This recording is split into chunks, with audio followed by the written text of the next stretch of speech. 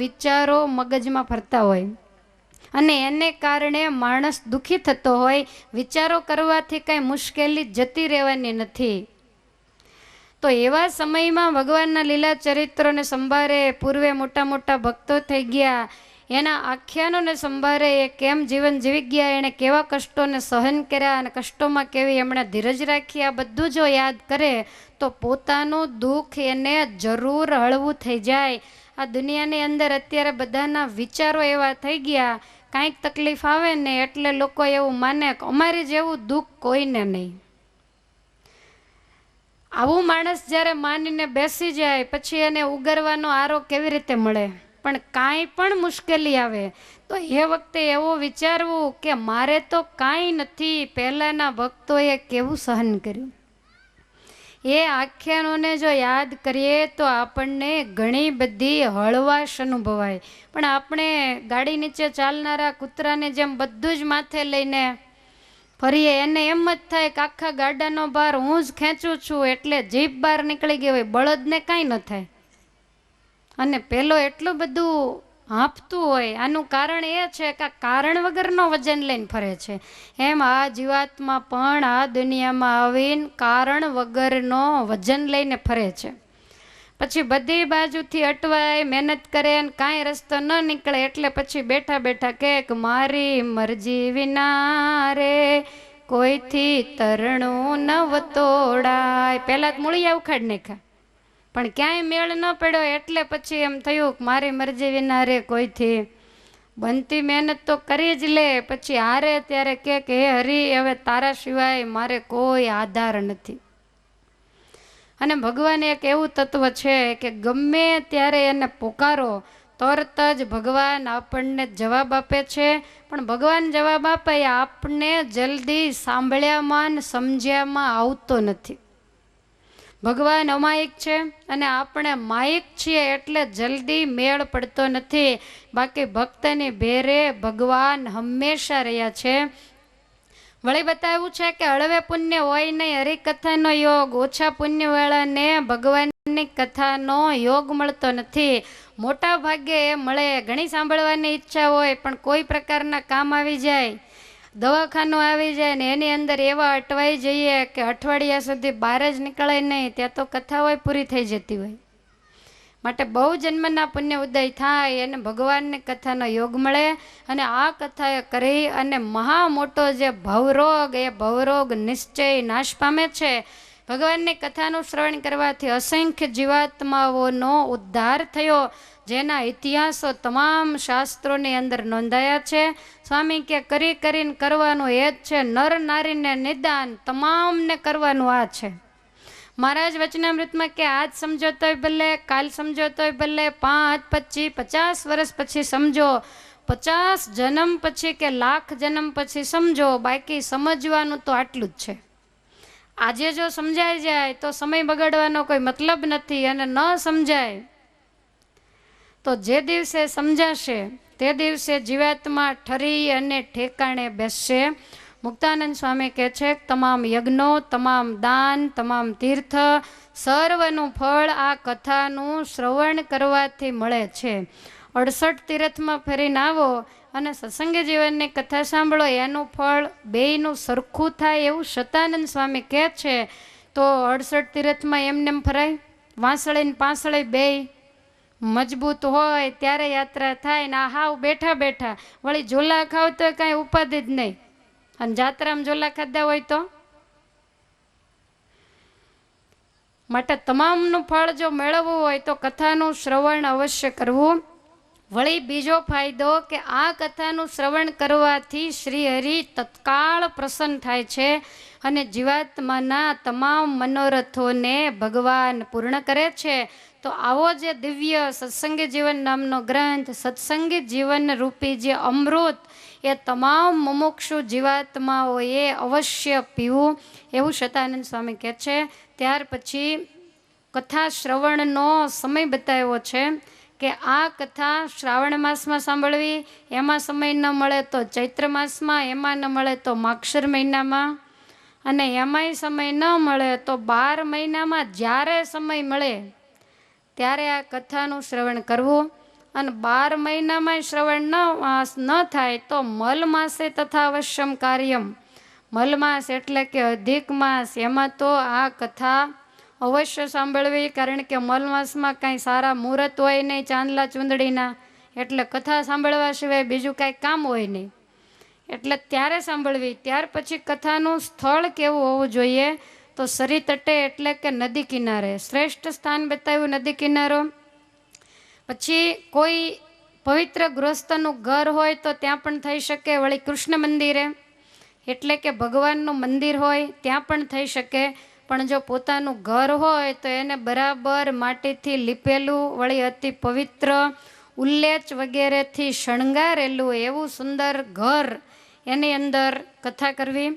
ત્યાર પછી વક્તાના લક્ષણો બતાવ્યા છે કે યસ્યાન્નોદ વક્તા વાણી શ્રોતૃ સંસ્કૃતિ મોચની સરસમ સુસ્વરમ ધીરમ તત્તદ ભાવ સમન્વિતમ સ્પષ્ટાક્ષર વિભેદમ ચ સોત્સાહમ નાતિ વિસ્તૃતમ.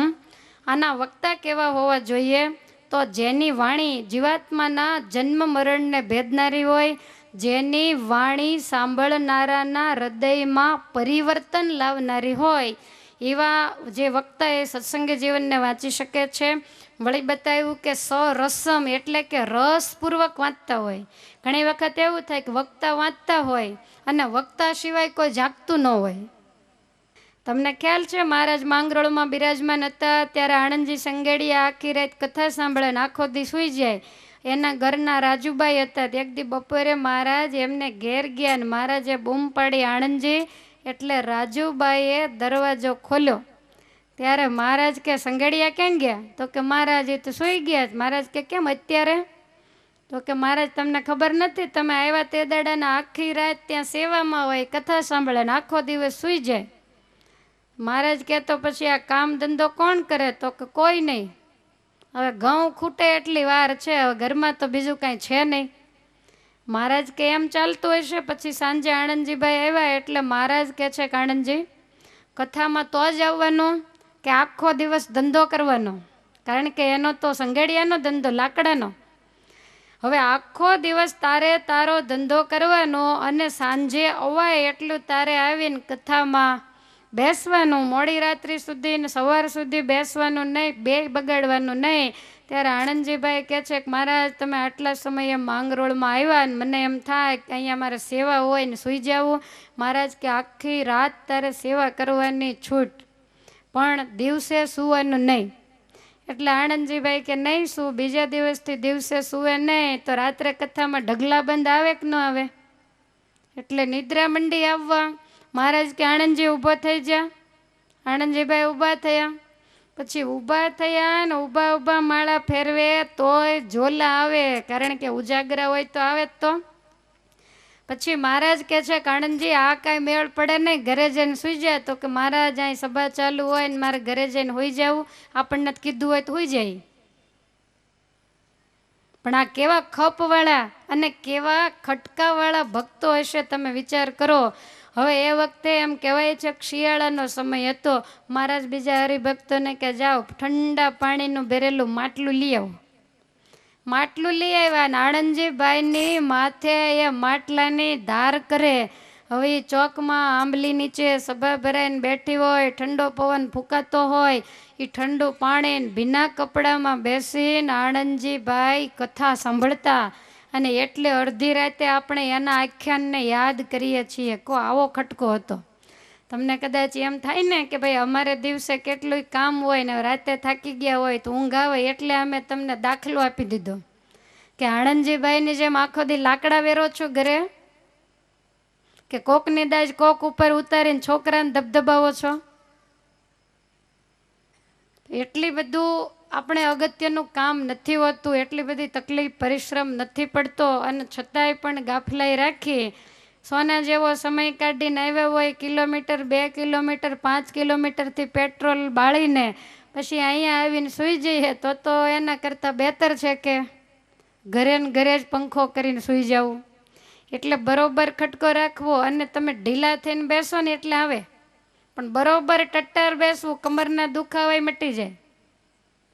એકદમ ટટ્ટાર બેસવાનું, અને બહુ ઊંઘ આવે ને તો શ્વાસ રોકવાનો, શ્વાસ લેવાનો જ નહીં. જવો ઉડી જાય છે કે નહીં, સીધી ફાર્મની બહાર નીકળી જાય ઊભી પૂછડીએ. પણ તમે જેને લાગ આપો છો તો આવે તો. એટલે હજી બહુ નથી આવી, થોડી થોડી આવી છે, પણ આ તો હું અગાઉ તમને સાવધાની આપું છું. અને કથા હજુ પાટે ચડી ન હોય, કથા પાટે ચડશે, ઉપદેશ આવશે, પછી તો ઊંઘ ઊભી નહીં રહે. અને આપણે રહેવાય નથી દેવી આવે તો. માટે હાલતા ચાલતા કથાનું શ્રવણ ન કરવું. પણ આવી કંઈક તકલીફ હોય તો એમાં છૂટ આપેલી છે. ત્યાર પછી કથા શ્રવણનો વિધિ બતાવ્યો છે કે પવિત્ર થઈ કુશળ વક્તાને બોલાવી પુસ્તકની સ્થાપના કરવી, વક્તાનું આસન, ત્યાર પછી શ્રોતાઓનું એનાથી નીચેનું આસન, આ બધું કઈ રીતે મંડપ વગેરે નાખવો એ તમામ વ્યવસ્થા બતાવવામાં આવી. પહેલાં બ્રાહ્મણોને બેસાડવા, પછી ક્ષત્રિયો, એની પાછળ વૈશ્યો અને એની પાછળ શુદ્રો. આ આખી સભાની મારા જ વખતની રીત છે, આપણે તો જેમ બેસતા હોઈએ તેમ. તો આવી રીતે બેસવું. અને પુરુષોથી ધનુષ્ય માત્ર એટલે કે 4 હાથ દૂર સ્ત્રીઓએ બેસી અને મર્યાદા પ્રમાણે કથાનું શ્રવણ કરવું. સમસ્ત શ્રોતાજનોએ કાંઈ પણ ભેટ અર્પણ કરીને કથા સાંભળવી. પત્રમ પુષ્પમ ફલમ વાપી રૌપ્યકમ તામ્ર ડબુકમ. પહેલાં તાંબાના ડબુડા આવતા, એટલે આમાં શતાનંદ સ્વામીએ કદાચ લખ્યું હશે. કાંઈ ન હોય તો તુલસીનું પત્ર ભગવાનના ચરણારવિંદમાં અર્પણ કરવું, અથવા તો એક પુષ્પ અર્પણ કરવું, કંઈક ફળ જે હોય તે. અને કાંઈ ન હોય તો પંચાંગ પ્રણામ કરી અને ત્યાર પછી બેસવું. સીધા દરવાજામાં પ્રવેશ કરીને બેસી ન જવું, ભગવાનને પગે લાગવું, પોથીજીને વંદન કરવા અને ત્યાર પછી એને આદર આપીને બેસવું. આપણે ક્યાંય ગયા હોઈએ, કોઈ મોટો માણસ હોય, તમે જુઓ રાજકારણમાં બધે જુઓ ને તોય સલામી આપવી પડે છે. તો આ તો રાજાધિરાજ ભગવાન આપણી સામે બેઠા છે, સત્સંગી જીવન રૂપે ભગવાન પ્રગટ બિરાજે છે. તો એમને એમ બેસી જઈએ તો એનું અપમાન થાય. એટલે આજ બેસી ગયા હોત વાંધો નહીં, પણ હવે પછી પગે લાગી પંચાંગ પ્રણામ કરી અને પછી જ કથાનું શ્રવણ કરવા માટે બેસવું. ત્યાર પછી બતાવ્યું છે બાલો યુવા અથવા વૃદ્ધો દરિદ્રો દુર્બલો પીવા અસ્ય વક્તા સદા વંદ્ય પૂજ્યશ્ચ સુકૃતાર્થિભિ. બાળક હોય, યુવાન હોય, વૃદ્ધ હોય, ગરીબ હોય, દુર્બળ હોય, કોઈ પણ હોય, છતાંય પણ અસ્ય વક્તા સદા વંદ્ય, આનો વક્તા કાયમને માટે વંદનીય છે. પોતાના સુકૃતોને જાળવવા માટે અવશ્ય વંદન કરવા. ત્યાર પછી કથા શ્રવણનો અધિકાર કોને નથી, એ તમને થોડીક ચીકણું તો લાગતું હશે, પણ હવે મહાત્મ્ય તો મારે વાંચવું ને. જે દુરાગ્રહી હોય, ખોટા દુરાગ્રહ પકડીને બેઠા હોય, આપણે કહીએ આમ હોય ને એકે આમ ન હોય, તો આવા દુરાગ્રહીને કથા સાંભળવાનો અધિકાર નથી. જે નાસ્તિક હોય, ઈશ્વર બીશ્વર કાંઈ છે જ નહીં, જે આવું માનતા હોય, બધું ઓટોમેટિક ચાલે છે, તો એને કથા સાંભળવાનો કોઈ મતલબ નથી. દુર્જન હોય, કુટિલ એટલે કે કપટી હોય, વળી સંશયગ્રસ્ત હોય, વાતની વાતમાં જેને શંકા થતી હોય, એ પણ કથાને યોગ્ય નથી. આચાર વિચારથી જે ભ્રષ્ટ હોય, પાપી હોય, ચંચળ મનવાળો હોય, તો એ પણ કથા સાંભળવાને યોગ્ય નથી અને કથા સાંભળવાનો અધિકાર નથી.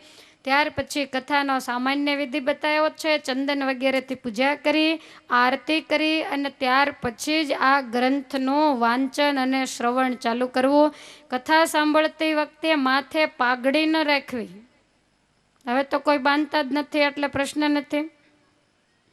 સોપારી, તાંબુલ વગેરે ચાવવું નહીં, પછી ચાવવું, પણ કથા વાંચતા વાંચતા ચાવવું નહીં. ભગવાનનું નામ લેવું, બહુ જીભને હલાવવાનું મન થાય તો નામ લેતા લેતા તમારે તો એ કોઈ પ્રશ્ન ચાવવાનો છે નહીં.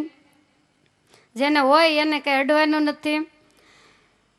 વળી તમાકુ આદિકનું સેવન તો કરવું જ નહીં. આ બધું એની અંદર લખેલું છે, તમે ગ્રંથની અંદર વાંચી લેજો. પગ ઉપર પગ ચડાવી ન બેસવું, વિરાસનને નહીં, વસ્ત્રથી ઢીંચણ બાંધીને નહીં, અને દૈહિક વિપત્તિ વગર સૂતા સૂતા કથાનું શ્રવણ ન કરવું. કથાની અંદર બીજી વાતો કરે, વચ્ચે વચ્ચે આક્ષેપો મૂકે, તો લખ્યું છે કે તે ગદર્ભા પ્રજાયંતે તથા વાદ દુરાગ્રહા. તમારે અવશ્યનું કામ હોય એક બાજુ જઈને વાત કરવી, પણ બધાને વિક્ષેપ થાય એવી રીતે વાત ક્યારેય પણ ન કરવી. કથાની, વક્તાની, સત્શાસ્ત્રની ક્યારેય પણ નિંદા ન કરવી.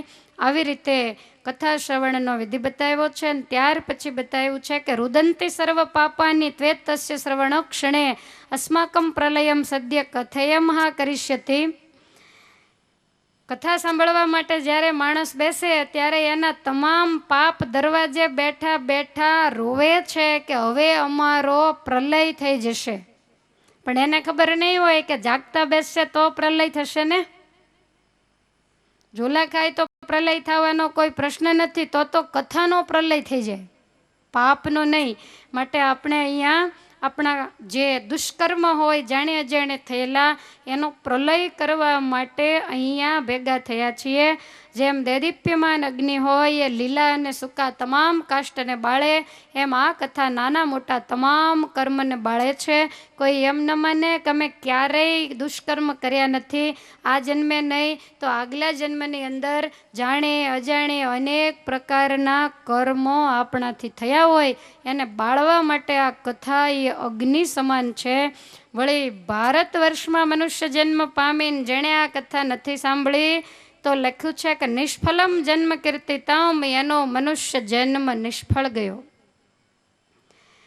વળી આ કથાના શ્રવણ વિના મોહથી પોષણ કરીને બળવાન બનાવેલો રક્ષણ કરેલો આ નાશવંત દેહ એનો કોઈ અર્થ નથી. કારણ કે આ શરીર છે એ અસ્થિસ્તંભમ સ્નાયુબદ્ધમ માંસ શોણિત લેપિતમ. આ જે શરીર એ શેના દ્વારા બન્યું છે એ બતાવે છે કે એની અંદર હાડકાના થાંભલાઓ ઊભા કરવામાં આવ્યા છે, સ્નાયુથી ચારે બાજુ બાંધવામાં આવ્યો છે, માંસ અને લોહી વગેરેનું અંદર લેપન કરવામાં આવ્યું ને આજુબાજુ ચામડીથી એને મઢી લેવામાં આવ્યો છે. દુર્ગંધમ પાત્ર મૂત્ર પુરુષયો હો, દુર્ગંધનું તો ઘર છે. અને એટલે જ બીજે ક્યાંય સ્પ્રે છાંટવા પડે છે કોઈ વસ્તુમાં પદાર્થમાં, કારણ કે દુર્ગંધ આ શરીર જેટલી બીજે ક્યાંય નથી, એના માટે જ ઉપયોગ થાય. લ્યો, ગમે એટલું સરસ છાંટીને સારા કપડાં પહેર્યા હોય તો થોડોક સમય જાય એટલે ઓલી સુગંધ કોણ જાણે ક્યાંય વહી જાય અને કોણ જાણે ક્યાંયથી એ દુર્ગંધ વસ્ત્રોને અંદર આવવા માંડે. તો આ શરીર એ આખું દુર્ગંધથી ભરેલું છે. સાંજે કેટલું મજાનું સુગંધી વસ્તુ પદાર્થ આપણે જમ્યા હોઈએ અને અડધો કલાક પછી કદાચ અંદરથી બહાર નીકળે તો એની સામે જોવાનું પણ મન ન થાય. આ શરીરની અંદર શું હશે તમે વિચાર કરો. એને એ જ મિનિટે કદાચ બહાર નીકળે તોય પણ આપણે એની સામે જોવાય સમર્થ થતા નથી, ગમે એવી ભાવતી વસ્તુ હોય તોય. બીજા પાત્રમાં ભરેલી વસ્તુ તો 12 કલાકે 24 કલાકે બગડે, પણ અંદર નાખેલી વસ્તુ તો એક જ સેકન્ડમાં બગડી જાય. માટે આવો નાશવંત આ દેહ છે, તો આ તુચ્છ દેહથી ભગવાનનું ભજન કરી લેવું એ જ મનુષ્ય જન્મનું સાર્થકપણું છે. આ દુનિયાની અંદર જેટલા આવ્યા એ બધા ગયા છે અને એક દિવસ બધું મૂકીને જવાનું છે. અને આ ખબર ન હોય એવા આંગળી ઊંચી કરો કે અમને નથી ખબર કે જવાનું છે. બધાને ખબર છે કે એક દિવસ જવાનું છે, અને જેને તારીખ યાદ હોય એ પણ આંગળી ઊંચી કરો કે હું આ તારીખે જઈશ. કોઈના લગ્નમાં નહીં, ઉપર, કારણ કે એની તો કંકોત્રી હોય, આની ક્યાંય કંકોત્રી હોતી નથી. જવાનું છે પાક્કું જ છે, ક્યારે જવાનું છે એનો કાંઈ નિર્ધાર નથી, અને છતાંય આપણને આપણા આત્મકલ્યાણનો જરાય ખટકો નથી. આશ્ચર્યની વાત તો એ છે, મરવાનો નિર્ધાર નથી છતાંય પણ લેશ માત્ર આપણને બીક નથી લાગતી કે કાલ સવારે આંખ બંધ થઈ જશે તો મારે કરવાનું છે બાકી રહી જશે, માટે કરવાનું હું પહેલાં કરી લઉં. અને એક વાતને તમે બહુ સરસ રીતે યાદ રાખજો કે ઘરના કામ પડ્યા મૂકીને, છોકરાના ભણતર બીજું ત્રીજું બગાડીને, તમે દરવાજે તાળું મારીને મંદિરે બેઠા માળા ફેરવતા હો, છોકરો 5 વાગે ભણીને આવે એ ઊભી શેરીઓમાં બિચારો રખડતો હોય તાળું ભાળીને, એવું ભજન કરવાનું અમે ક્યારેય કોઈને પણ કહેતા નથી. તમે જે આશ્રમ સ્વીકાર્યો છે એ આશ્રમને વફાદાર રહી તમામ ફરજોને બજાવી અને સમય કાઢીને તમે તમારા આત્મકલ્યાણનું સાધન કરી લ્યો. આજે અહીંયા કથા બેઠી છે, આપણા ઘરમાં કોઈ વ્યક્તિ બીમાર છે, પથારીમાં છે, તો એવું ક્યાંય નથી કીધેલું કે એને ઘરમાં પૂરીને કથામાં આવતું રહેવું. એની સેવા કરવી એ તમારી પવિત્ર ફરજ છે. એમાં તમારે લાખ સત્સંગી જીવન આવી ગયા, એની સેવા કરો. એમાં બહુ સમજવા અને વિચારવા જેવું છે. ઘણીવાર ઉપદેશ દેતા હોય ઘણાને તો અવળું જ સમજાય જાય કે બસ ભજન સિવાય કશું કરવાનું કીધું જ નથી, પણ આપણી ફરજ એ આપણે અવશ્ય બજાવવી. બીજી વાત કે ફરજ જ્યારે પૂરી થાય પછી એમાં ને એમાં પાછું ગૂંચવાઈ રહેવું નહીં, એમાંથી જરૂર બહાર નીકળવું. આપણા યજમાન પરિવારના આમંત્રણને માન આપી અને વેડ રોડેથી પૂજ્ય મોટાબેન પોતાના શિષ્ય મંડળ સહિત પધાર્યા છે. આવી તાળીઓ થોડી હોય, અડધા ઊંઘો છો તો. બોલો સ્વામિનારાયણ ભગવાનની જય, હરે કૃષ્ણ મહારાજની જય.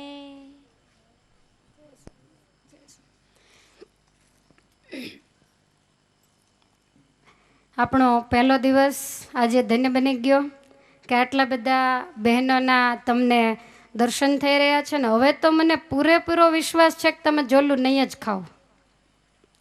એટલે સદાય જાગતા રહ્યો અને કથાનું શ્રવણ કરતા રહ્યો. હવે કાંઈ ઝાઝો સમય આપણે બાકી નથી. તો શતાનંદ સ્વામી કથાનું મહાત્મય હેમંતસિંહજી રાજાને સમજાવે છે કે આ શરીરને પોષણ કરી એનું લાલન પાલન કરી અને આપણે સાચવીએ, અંતે તો એ પંચભૂતની અંદર જ ભળવાના છે. માટે એની પાસે ભગવાનનું ભજન કરાવી લે એને જ ડાયો માણસ કહેવાય. આ જે શરીર છે ને એ ભગવાનને મેળવવાનું માધ્યમ છે. કોઈ પણ સાધનની જરૂર પડે કોઈ પણ ક્રિયા માટે, એમ ભગવાનને પામવા માટેનું આ સાધન છે. માટે મનુષ્ય જન્મ ભગવાને આપણને આપ્યો છે. શરીર સારું છે, હજુ હલાય ચલાય છે, આંખે દેખાય છે, ત્યાં સુધીમાં દેવદર્શન, કથા વાર્તા અને ભજનને સત્સંગ કરી લેવો. ઠાકોરજી કોઈને એવી સ્થિતિ આપે નહીં, પણ છેલ્લી સ્થિતિ આવે પથારીમાં પડ્યા હોઈએ, છોકરાને બોલાવીને કહો વચનામૃત વાંચો, તો કોઈ વાંચવાનું તમને ભરોસો ખરો કે તમે પથારીમાં સૂતા હશો ને દીકરાને કહેશો કે મારી આગળ ભક્ત ચિંતામણીનું એક પ્રકરણ વાંચી, એમ તો વાંચશે? પાણીનો પાલો આપવા આજ દુનિયામાં કોઈ રાજી નથી. તમે સમય તો જુઓ. તમે તમારા વડવાનું કર્યું ને એવી આશા તમે આજ તમારા દીકરા પાસે પણ રાખવા સમર્થ નથી. તો આ પરિસ્થિતિની અંદર આપણે આપણા આત્માનું કલ્યાણ કરવું એ આપણી પોતાની જ પવિત્ર ફરજ બને છે.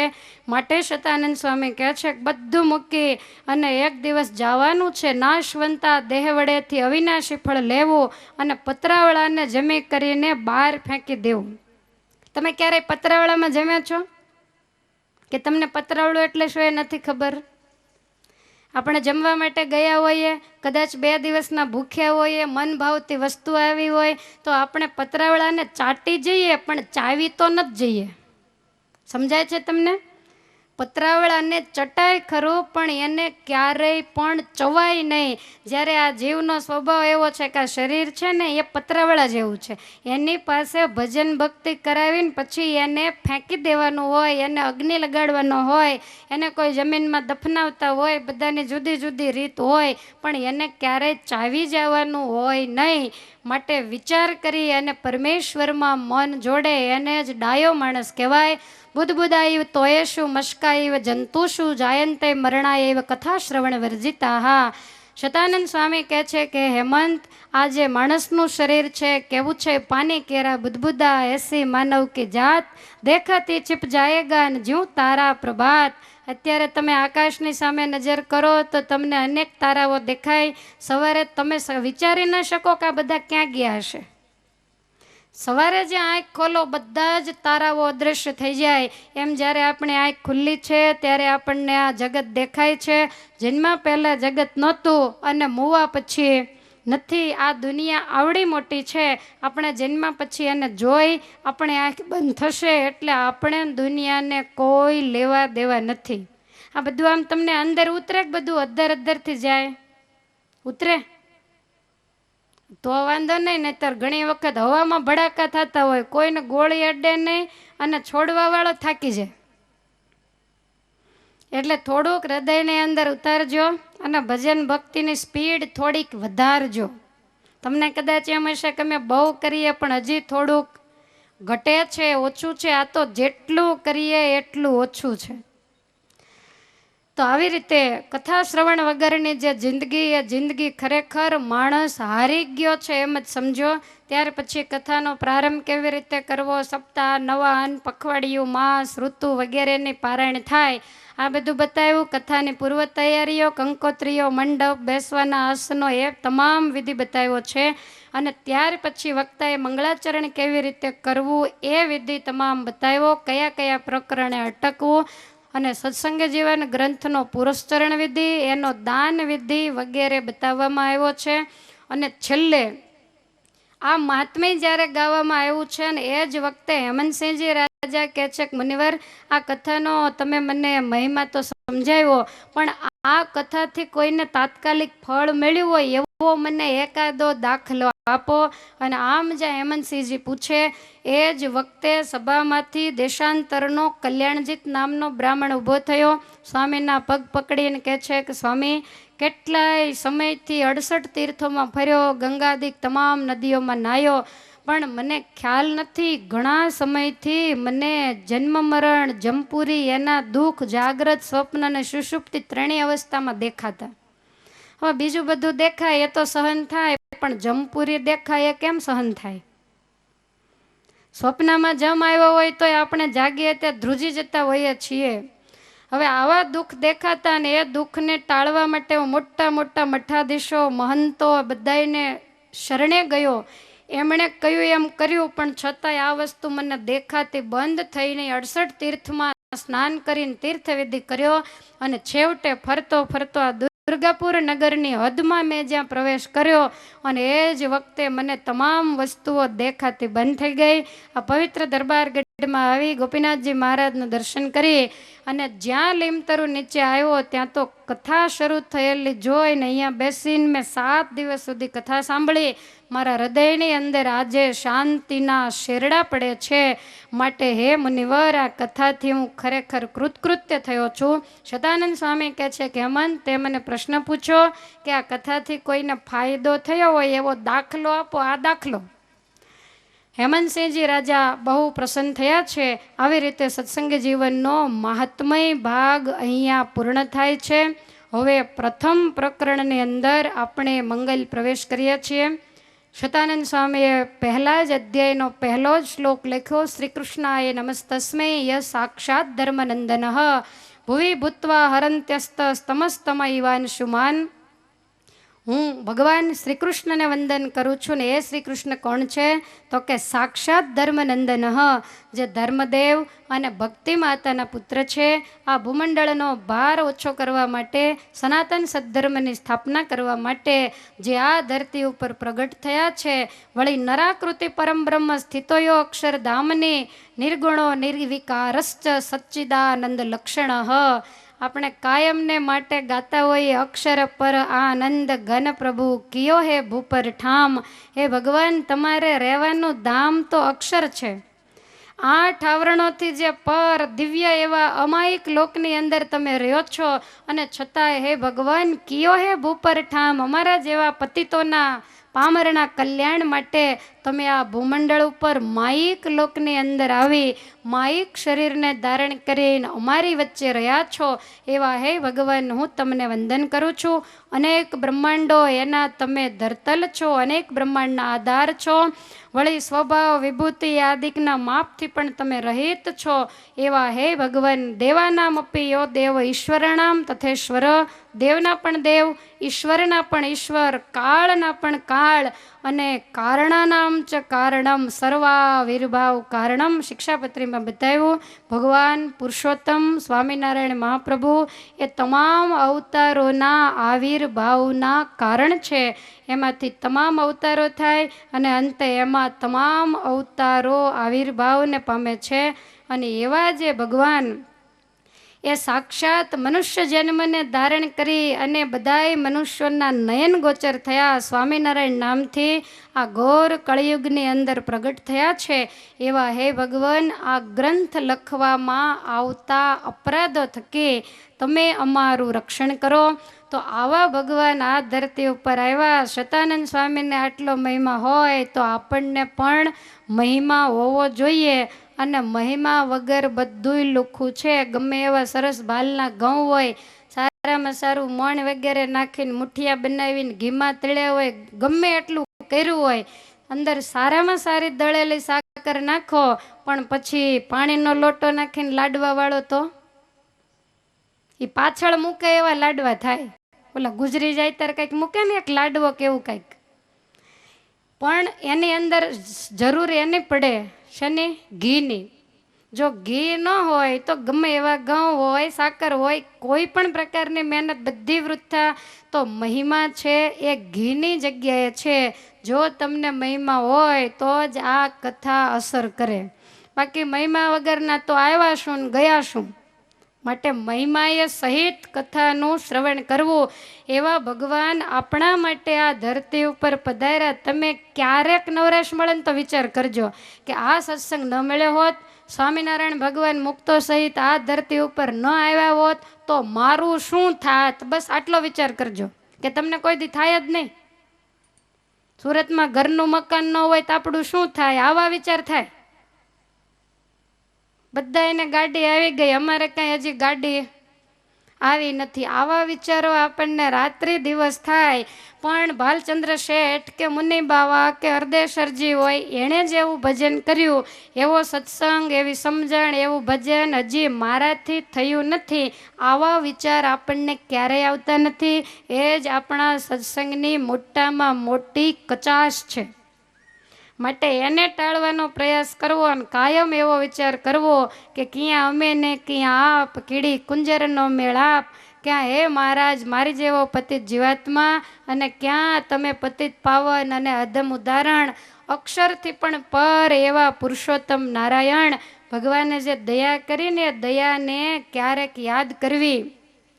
મહારાજ આ ભૂમંડળમાં આવ્યા ત્યારે ભગવાન શ્રી હરિ કાયમને માટે કહેતા, એને કાનો કાન સાંભળી અને નિષ્કુળાનંદ સ્વામીએ પુરુષોત્તમ પ્રકાશમાં એનું વર્ણન કર્યું છે કે વળી વળી શું વર્ણવું, વળી આ સમયની વાત. વળી વળી શું વર્ણવું, વળી આ સમયની વાત. વળી વળી શું વર્ણવું, વળી આ સમયની વાત. વળી વળી શું વર્ણવું, વળી આ સમયની વાત. જીવ જગતના ઉપરે આજ અમે છીએ રળિયાત. જીવ જગતના ઉપરે આજ અમે છીએ રળિયાત. ફરી ફરી ફેરો પડે એવું કરવું નથી આવાર. ફરી ફરી ફેરો પડે એવું કરવું નથી આવાર.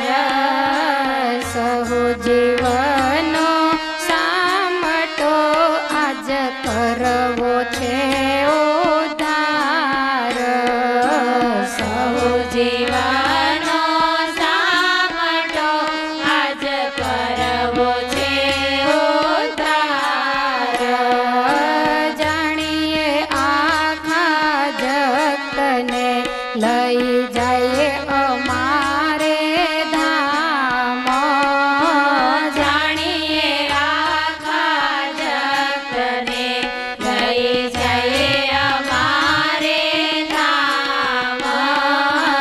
કેડે ન રાખીએ કોઈને એમ હૈયે છે ઘણી હામ.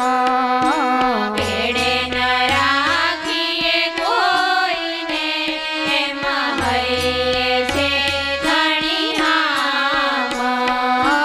વળી વળી શું વર્ણવું, વળી આ સમયની વાત. જીવ જગતના ઉપરે આજ અમે છીએ રળિયાત. આપણા કરતાં એ વધારે જુસ્સો ભગવાન પુરુષોત્તમ નારાયણનો દેખાય છે. મહારાજ કહે છે કે આ વખતે અમે જગતના જીવાત્માઓની ઉપર અઢળક ઢળ્યા છીએ, અતિશય કૃપા કરીને અતિ અમે રાજી છીએ, માટે ફરી ફરીને ફેરો પડે એવું કરવું નથી. આ વાર જીવાત્માને ફરી વખત ફેરો થાય, આ લોકની અંદર આવવું પડે એવું અમારે કરવું નથી. પણ આપણે આ લોકમાં આવવું જ છે એવું આપણે નક્કી કરી નાખ્યું, એનું શું? ભગવાનનું કેવી રીતે ચાલે? આપણે તો આવવું જ છે. અહીંયા મોટા મોટા બંગલાઓ બાંધ્યા છે ને રામા અવતાર સુધી જાણે રહેવાના હોઈએ એમ આપણે કમર કસી અને આ જગતની જંજાળમાં ગૂંચવાઈ ગયા છીએ. ભગવાન ગમે એટલી મહેનત કરે પણ નીકળવું જોઈએ ને બહાર. આપણે ભગવાન સુધી પહોંચવાના અંદરથી ઊંડાણમાંથી વિચાર જ નથી, એનું શું? માટે મહારાજ કહે છે ફરીને ફેરો પડે એવું કરવું નથી. અને સૌ જીવનો સામટો, ઘણી વખત માર્કેટમાં તમે મોડા જાઓ તો શાકભાજીની હરાજી હોય ને કે ન હોય? એમ સ્વામિનારાયણ ભગવાને કળિયુગમાં આ લોકમાં આવી અને કલ્યાણની હરાજી કરી છે. જેને જોઈએ એને ભાજી મૂળાના ભાવે મોક્ષ લઈ જાઓ. પહેલાંના સમયના ઋષિમુનિઓ તપ કરી કરીને રાફડા થઈ ગયા, ઝાડવાની ડાળે બે પગને બાંધીને ઊંધા માથે લટકા. અરે તપ કરતાં કરતાં એના શરીરની ચામડીને અંદરનું માંસ એને લઈને કીડીઓ ચાલતી થઈ ગઈ, હાડ પિંજર થઈ ગયા. એને અક્ષરધામનું રૂવાડું દેખાણું નથી, ભગવાનને ક્યાં વાત કરવી? અને જો એવી રીતે મળી જતા હોય 96,000 વર્ષ સુધી સાધના કરીને ચવન મુનિને સંસારમાં જોડાવાનું થાય જ નહીં. 60,000 વર્ષ સુધી જમનાજીના ગળાડૂબ પાણીમાં તપશ્ચર્યા કરી અને સૌભરી મુનિને સંસારમાં પડવાના વિચાર આવે જ નહીં. માટે ભગવાનને મેળવવાના એ તો અતિ દુર્લભ છે. પણ મહારાજે આ વખતે હરરાજી કરી છે કે એક સામટો ઉદ્ધાર કરવો ને એટલે આપણે બધા હરરાજીમાં આવી ગયા છીએ. ગુણાતીતાનંદ સ્વામી કે મહારાજ એવું કહેતા કે અમે કરોડો મનવાર્યું લઈને, મનવાર્યું એટલે સ્ટીમર લઈને આવ્યા છીએ અને એની અંદર અમે સૌ પ્રથમ હીરા ભરશું. પહેલાં તો સારી વસ્તુ હોય જ આવું ભરે ને. મનવારો ખાલી રહે તો સોનું ભરશું, એનાથી ખાલી રહે તો રૂપું ભરશું, એનાથી ખાલી રહે તો તાંબુ ભરશું. એમ છતાંય ખાલી રહે ને ભગવાનને વિશ્વાસ હોય જ કે ખાલી જ રહેશે તો લોઢું ભરશું. ને એમ છતાંય જો ખાલી રહેશે તો મહારાજ કે એમાં ગારો ભરશું, પણ મનવારું ખાલી લઈ જાવી નથી. તમને લાગે છે આપણો હીરામ નંબર લાગે? હીરામાં આપણો નંબર, હીરા હોત બધા અહીં બેઠા છે, તમારો ક્યાંથી લાગે? તો આપણો કદાચ ગારામાં લાગી જાય તોય, હું ઘણી વાર દાખલો આપું છું ને કે બસમાં પહેલી સીટે બેસે તોય ભલે અને દરવાજે ટીંગાય તોય ભલે. દરવાજે ટીંગાણેલો વહેલો ઘરે પહોંચી જાય કારણ કે પહેલો ઉતરી જાય. એમ આપણને પહેલી સીટમાં જગ્યા ન મળે તો કાંઈ નહીં, પણ દરવાજે તો દરવાજે જરૂર ટીંગાઈ જવું. પણ જે એમ વિચારે કે આટલી બધી ગીર્દીમાં નથી બેસવું, બીજી બસમાં બેસશું, એનો ભરોસો નહીં. માટે કર્યું એ જ કામ. ભૂલ્યા ત્યાંથી ફરીને ગણો, જાગ્યા ત્યાંથી સવાર. સાવધાન થઈ, ખબરદાર થઈ અને ભજન ભક્તિમાં મંડી પડવું. મહારાજ કે જાણીએ આખા જગતને લઈ જાય અમારે ધામ. એમ થાય છે કે આ દુનિયાને પૈડા ચડાવીને ધામ ભેગી કરી દઈએ. કેડે ન રાખીએ કોઈને, એમ હૈયે છે ગણી આમ, એવી અમને તો હૃદયમાં હામ છે. તો આવી રીતે ભગવાને જે દાખલો કર્યો એ દાખલાની સામે આપણે જોઈએ. મહારાજ જ્યારે હોય ત્યારે કહેતા ભલા થઈ અને અમારા દાખલા સામું જોજો. પણ ગર્ભ શ્રીમંતના છોકરાને રૂપિયાની કિંમત ન હોય, રૂપિયાનો સિક્કો તે ગમે તે નાખી દે, કારણ કે એ નોટોની વચ્ચે જ જન્મો છે. પણ કાળી મજૂરી કરીને રૂપિયો ભેગો કર્યો હોય એને જ રૂપિયાની કિંમત હોય. આપણે બધા સત્સંગમાં ગર્ભ શ્રીમંતના દીકરાઓ છીએ. એ સહન કર્યું હોય તો પહેલાંના ભક્તોએ સહન કર્યું છે. સ્ત્રી ભક્તોએ પણ કેટલું કેટલું સહન કર્યું છે. જ્યારે આપણે વિચારીએ ત્યારે આપણને એમ થાય કે આપણે તો ફાવી ગયા છીએ. માટે ભગવાને જે દયા કરી એનો ગેરલાભ નહીં ઉઠાવતા પરમેશ્વરનું ભજન કરી અને મળેલા મનુષ્ય જન્મને આપણે સાર્થક બનાવીએ. અને એવી ભગવાન આપણને સદબુદ્ધિ આપે, અંદરથી ભજન ભક્તિ એની એકદમ સ્ફૂર્તિ વધે. જે મરવા ફરવાની, ખાવા પીવાની, મોજ શોખની કેવી કોઈને કહેવું પડે છે?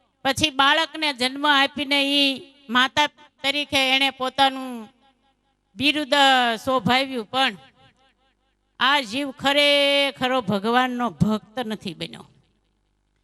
એકવાર જો આ જીવાત્મા પરમાત્માનો બની જાય તો એને ફરીને જન્મ મરણ રહે નહીં. પણ વાલા સત્સંગી બહેનો, આપણે બધું જ કરીએ છીએ પણ ભગવાનને આશરે નથી જતા. જ્યારે આ જીવ ભગવાનનો બને છે ત્યારે ભગવાન એની ચિંતા કરે છે. જે જેના હોય ને એને એની ચિંતા હોય. આપણે ભગવાનને આશરે બેસી જઈએ તો ભગવાન આપણી કાયમને માટે રક્ષા કરે છે. સ્વામિનારાયણ ભગવાન એટલા બધા દયાળુ છે, એટલા બધા દયાળુ છે કે એના ભક્તને જ્યારે ભીડ પડે ને ત્યારે પ્રભુ દોડીને આવે છે. સત્સંગી જીવનમાં કથા આવી ને કે કલ્યાણદાસ હતા ને એ બધા તીર્થોમાં ફર્યા પણ એના આત્મામાં શાંતિ ન થઈ. પણ જ્યારે ગઢપુરમાં આવ્યા, ગોપીનાથજી મહારાજના દર્શન કર્યા અને સતાનંદ સ્વામીના મુખેથી સ્વામિનારાયણ ભગવાનની સત્સંગી જીવનની કથા સાંભળીને ત્યારે એને શાંતિ થઈ. જે 68 તીર્થોમાં ફરવાથી પણ શાંતિ નહોતી થતી, એ શાંતિ એને એક સંતના દર્શન કરવાથી, સંતને શરણે જવાથી, ભગવાનને આશ્રય થવાથી એને શાંતિ થઈ. તમે ગમે એટલા તીર્થ ફરો પણ એનાથી કલ્યાણ ના થાય. ભગવાનને શરણે જઈએ ત્યારે જ કલ્યાણ થાય. એને જન્મ મરણ, ગર્ભવાસ, 184 બધું જ દુઃખ દેખાતું. આપણે બધા અહીંયા શાંતિથી એટલા માટે બેઠા છીએ કે આપણને કોઈને ખબર નથી કે કાલે શું થવાનું છે. અને એને બધો જ ખ્યાલ હતો. પહેલા જન્મમાં હું કોણ હતો, 100 જન્મનું એને જ્ઞાન હતું. પછી મારે શું કરવાનું છે, શું ભોગવવાનું છે, બધો જ એને ખ્યાલ હતો. એટલે એને રાત્રિ દિવસ નિદ્રા નહોતી આવતી અને મનમાં એમ થતું હતું કે હું મારા આત્માનું કલ્યાણ કરું, આ દુઃખથી હું મુક્ત થાવ. મને તમને એ કશું દેખાતું નથી ને એટલા માટે આપણે બધા શાંતિથી બેઠા છીએ. સમજાણું? હમણાં જો દેખાવા માંડે ને તો એવું અંદરથી ભજન થાય, એવું ભજન થાય. આ ભૂકંપ આવ્યો ત્યારે કેવું ભજન કરતા બધા, સમજાણું? અને પાણી આવ્યું ને ત્યારે અંદરથી આવો સ્વામિનારાયણ સ્વામિનારાયણ સ્વામિનારાયણ એમ થાય. શું કામ એવું થતું હતું? ભય લાગ્યો ને એટલે ભગવાનની ભક્તિ માંડી થવા. પણ જે ખરેખરા ભગવાનના ભક્ત હોય ને એને તો ગમે એવો ભય આવે, ગમે એવું હોય, પણ એક ભગવાનનો આશરો હોય તો ગમે એમ કરીને ભગવાન એના ભક્તની રક્ષા કરે જ છે. એની ચિંતા ભક્તને ના કરવાની હોય, એની ચિંતા ભગવાન પોતે કરે. લખનૌમાં નીમપુર કરીને ગામ હતું, ત્યાં એક ક્ષત્રિય હરિભગત હતા.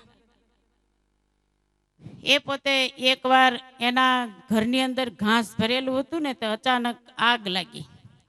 બન્યું એવું કે એની પત્ની જે હતા ને એ એમને સુવાવડ હતી, એટલે એ સૂતેલા હતા અને આગ લાગી એટલે એ પોતે દોડી ન શક્યા અને સૂતા હતા. આગ લાગી એટલે જાગી ગયા. એમને મનમાં એમ થયું કે અત્યારે તો ભગવાન સિવાય બીજા કોઈ મારા રક્ષાના કરનારા નથી. ઘણી વાર કેવું થાય કે દુઃખ આવે ને ત્યારે આપણને બીજા સાંભળે, પણ જે ભગવાનના ભક્ત હોય ને એને તો ભગવાન જ સાંભળે. એટલે એ મહારાજને પ્રાર્થના કરવા માંડ્યા કે હે મહારાજ, હવે આ આપતકાળ આવ્યો છે, અત્યારે તમારી સિવાય બીજા કોઈ રક્ષાના કરનારા નથી, માટે હે પ્રભુ તમે મારી રક્ષા કરો. અને મહારાજને પ્રાર્થના કરવા માંડ્યા. શું પ્રાર્થના કરે છે? દૂસરો કોન સુખદાય શ્યામ બીના, દૂસરો કોન સુખદાઈ રે, દૂસરો કોન સુખદાઈ શ્યામ બીના, દૂસરો કોન સુખદાઈ રે. ભગવાનને પ્રાર્થના કરે, હે પ્રભુ તમારા વિના બીજા કોઈ સુખદાયક નથી.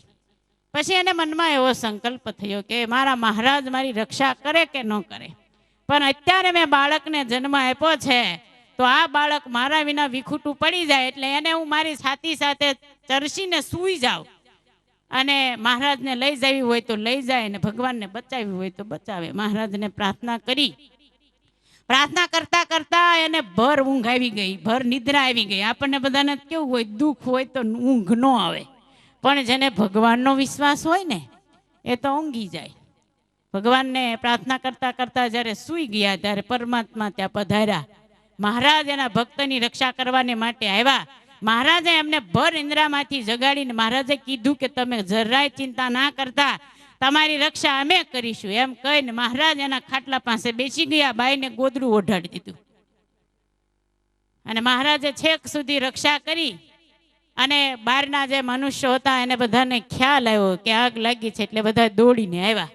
પણ બધાને એમ થઈ ગયું કે આ ભડ ભડ ભડ અગ્નિ હળગે છે, એમાં આ બાઈ નાના એવા બાળકને લઈને કેવી રીતે જીવતી રહી છે, જરૂર મરી ગઈ હોય કે. એટલે બધાને પેટમાં ધ્રાસકા પડવા માંડ્યા. પણ પછી જ્યારે આગ થોડીક ઓલાણી ત્યારે બધા નજીક આવ્યા, પાણીના બંબા ના તેન માટલા બાટલા લાવીને આગ ઓલવી. પણ જોયું ને તો ગોદડા ઉપર રહી તે અગ્નિ પડેલો અને ખાટલાની ઈહું હળગી ગયેલી. પણ એ બાઈ જે સૂતા હતા ને એ તો એમ નામ સૂતા હતા. ગોદડું આઘું કરીને બાઈને જ્યારે જગાડીને ત્યારે બાઈ તો જાગી ભર ઊંઘમાંથી કે હું તો મહારાજ મારી રક્ષા કરતા હતા, મને કશું નથી થયું. તે બધાએ આખા ગામને બધાને બહુ ગુણ આવ્યો, ભગવાનનો ખૂબ વિશ્વાસ આવ્યો. એમ વાલા સત્સંગી બહેનો, હું ને તમે જો ભગવાનનો આશરો રાખશું ને તો ભગવાન આપણી પળે પળે રક્ષા કરશે, સમજાણું. અને જો ભગવાનનો આશરો નહીં હોય ને તો આપણે ક્યાં ને ક્યાંય વ્યા જશું, કઈ ખબર નહીં રહી. ભગવાન તો બહુ દયાળુ છે. મુક્તાનંદ સ્વામીએ કહ્યું છે ને કે બાએ ગ્રહીને કાઢી લીધી બારણે રે લોલ, નહીં તો વહી જાત ક્યાંય નહીં ક્યાંય. કેવા દયાળુ ભગવાન છે. લક્ષાવધિ મનુષ્યો છે આ જગતમાં, એમાંથી ભગવાનને કોઈને પસંદ ન કર્યા અને આપણને કર્યા. ભગવાને પોતાની આપણને ઓળખાણ કરાવી અને સરસ મજાનું આ સ્વામિનારાયણ નામ આપણને આપ્યું, ભગવાનનો નિશ્ચય કરાવ્યો. આવા સાંખ્યકી બહેનો આપ્યા. બોલો, જ્યોતિબેનને જોઈને મને તો બહુ આનંદ થાય. બોટાદના જેટલા બહેનો આવે ને જ્યોતિબેન એમ કે અમારે જ્યોતિબેન બહુ